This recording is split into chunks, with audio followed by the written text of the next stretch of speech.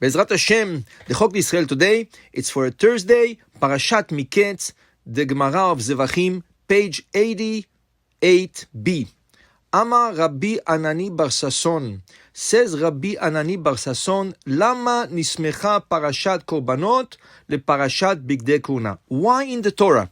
When the Torah spoke about the different sacrifices that used to bring in the temple, right after that, we are speaking also Bigdei Kuna about the clothes that the priests, the Kohanim, used to wear in the Bet HaMikdash.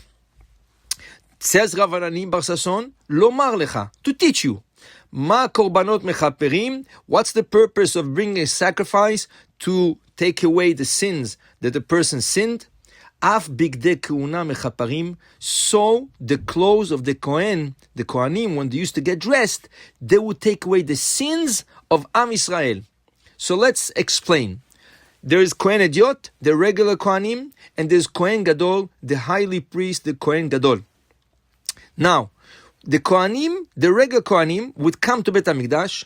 There will be a chamber where there's only clothes with all the size. Small, extra small, medium, extra medium, large, extra large, extra large, right? Because the clothes of the Kohanim must fit to perfection, and you cannot even have a big, right, tunic or something like this, because no air can come through the sleeve into the body of the Kohen. It's called chatzitza, it's called a separation. So it really has to be like on the right size. And there used to be over there tailors, and when the Kohen would come to the Bet HaMikdash, he would go over to this room. Every morning they would give him the tunic exactly which will be his size. Now, what would the Kohen wear?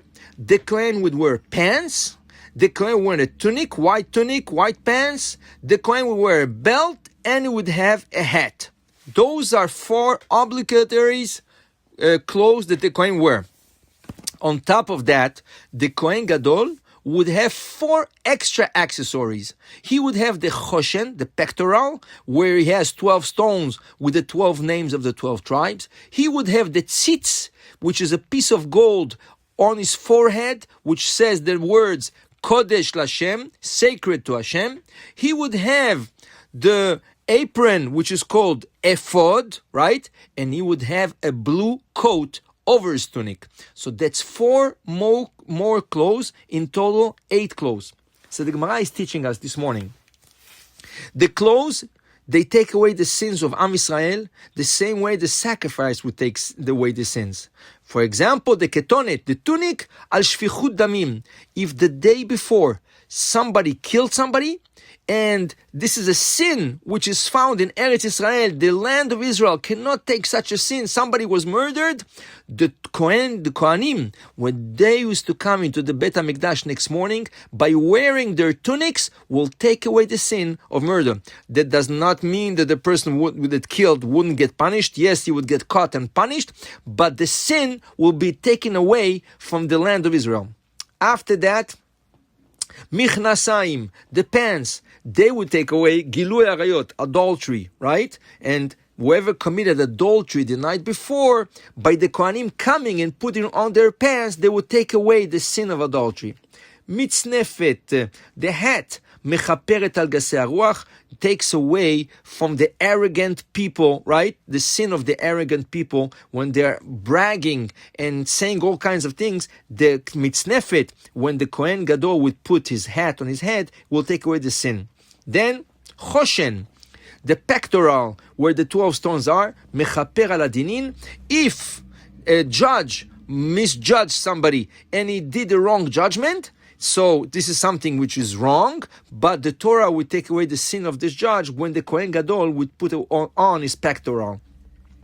Then ephod, the apron of the Kohen Gadol, which is worn backwards, right? Mechaper al avodah zarah, will take away the sin of idolatry. If somebody chas v'shalom committed idolatry, the ephod will take away the sin.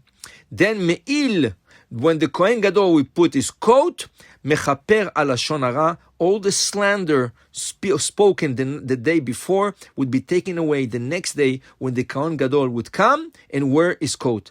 Tzitz, this plaque of gold worn on the forehead of the Kohen will take away azut panim, right? Chutzpah, people that are chutzpah, spoke chutzpah, did chutzpah, right? This will be taken away by the Kohen Gadol wearing the tzitz. So you see, the clothes of the Kohanim is not regular clothes.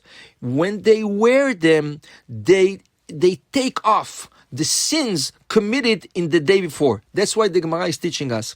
Lo aya adam. There was no such a thing, a person, shaya gar b'Yerushalayim, that lived in Jerusalem and would have a sin, because all the sins committed the day before would be expired in the next day by the Kohanim putting the clothes. For sure, a person cannot say, oh, anyways, the Kohen is going to wear his clothes, going to take away his sin. Does not mean that. It means it takes away the sins from the land, right? So the land of Israel stays a pure land. By the way, we're learning also the importance of clothes. And you should know, the Torah gives a lot of importance to clothes. What makes a difference between a cop, between a rabbi, between a fireman, right? Everything is the clothes. We respect you according to the clothes you wear. So the Gemara is teaching us, there was one man, his neighbor did a wedding, and this neighbor was very rich. So he invited only very rich people. His neighbor was poor, but we said, I have to participate in the simcha of my neighbor. It's my neighbor. I know him. Every day he greets me. He says, good morning. How are you? So I'm going to go to the wedding. He comes to the door with his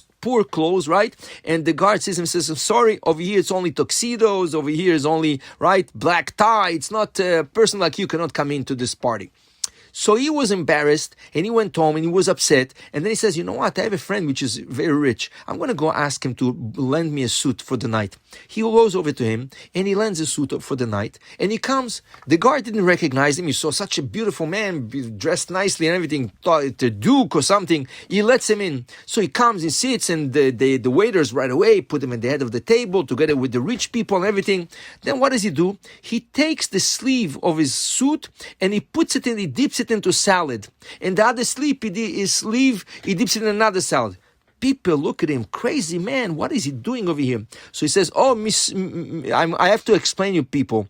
You know, they didn't let me in when I wanted to come the first time. Then I went to borrow a suit, they let me in because of my suit, right? So let my suit enjoy the meal, right? Because you guys respect only people that wear important clothes. But to say, yes, you are respected the way you are dressed. You are dressed sporty, you act sporty. You're dressed elegant, you act elegant. And that's why in Hebrew, how do we call our clothes? Beged. Beged is milashon boged, right? It's treason, which means you're not yourself. You act according to what you wear. But if you respect yourself and you wear the right clothes, you're going to be respected also in the eyes of others. I wish you a great day. Baruch Adonai le'olam. Amen ve'amen.